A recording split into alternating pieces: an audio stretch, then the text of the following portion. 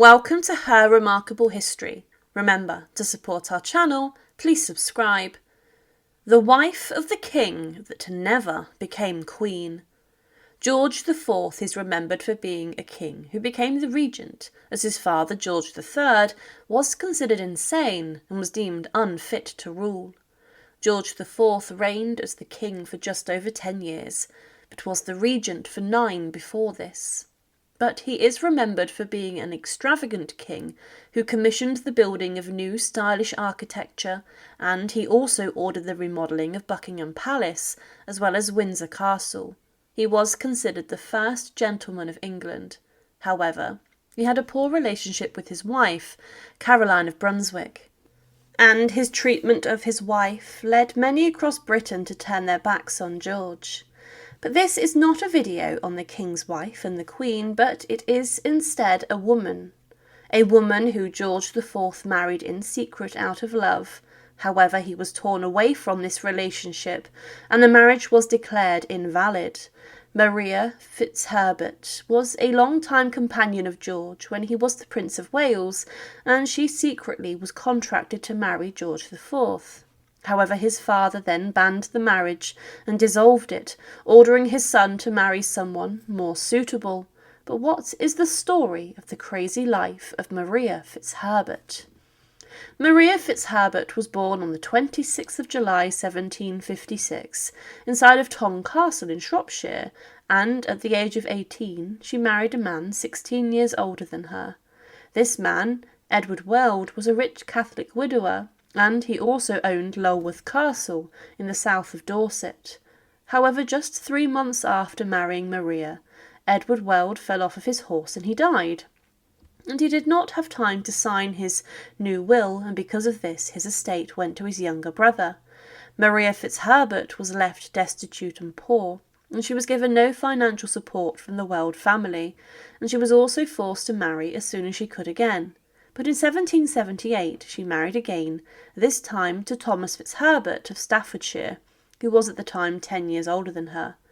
The couple did have a son that died young, and within 3 years of marrying she was left a widow again.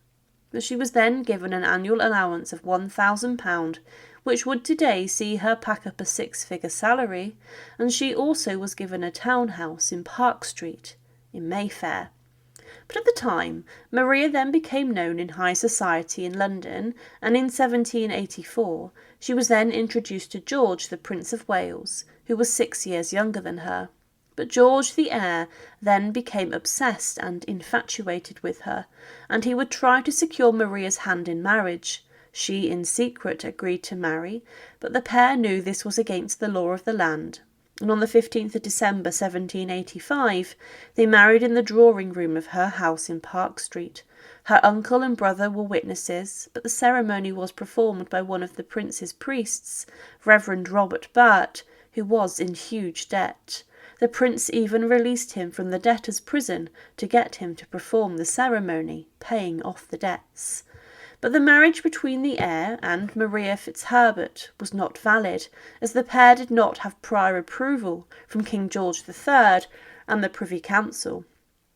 As they did not gain permission, it then invalidated this, as George at the time was younger than 25. It's likely that the king would never have allowed the marriage due to Maria's previous marriages and the fact she was Catholic, but the marriage could also have been seen as George IV being removed from the line of succession and be replaced by his brother, the Duke of York.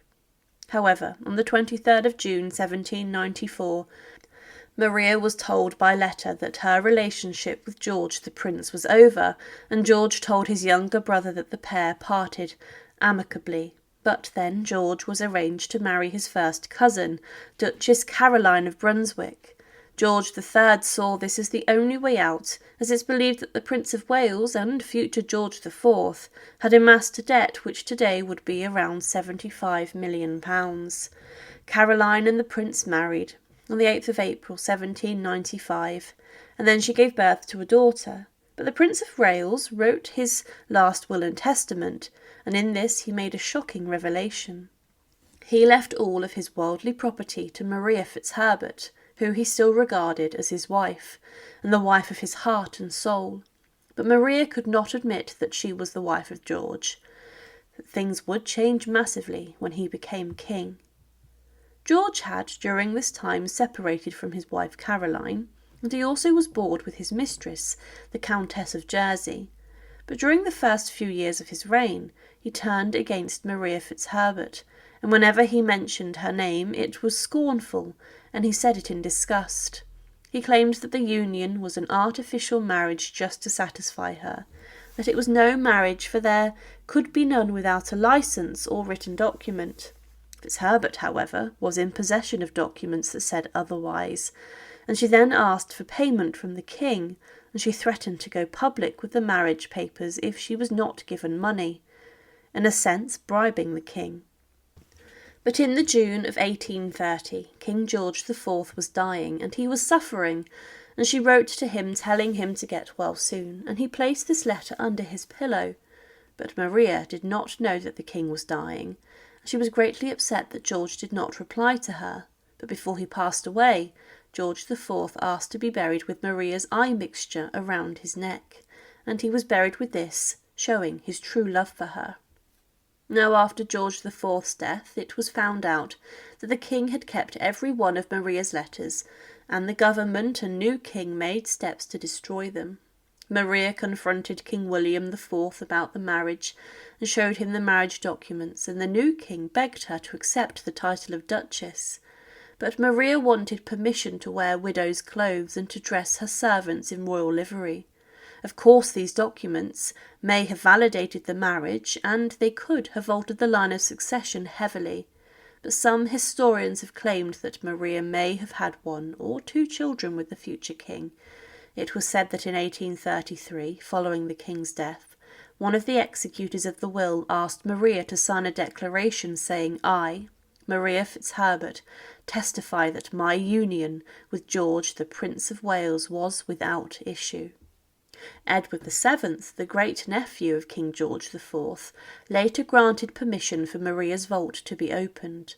Later that year, many people claimed to be descendants of her and the prince and tried to claim her estate, but Maria Fitzherbert was remembered throughout the years as a woman who could very easily have been queen if George, the Prince of Wales, had waited a number of years, or had gained permission from the king, his father. Maria was a woman, despite being older, who seemed to have captivated the prince, and he was, at the time, head over heels in love with her. It's possible that, throughout his life, that he was regretful of his actions with Maria. It's quite clear that he loved her throughout his life. George would have loved for Maria to have become his queen one day, and the fact he kept all of her letters until his dying day shows the devotion that he had for her. But she was the woman who, despite marrying a king, never became queen. Thank you for watching, and to support, please subscribe to Her Remarkable History. Thank you.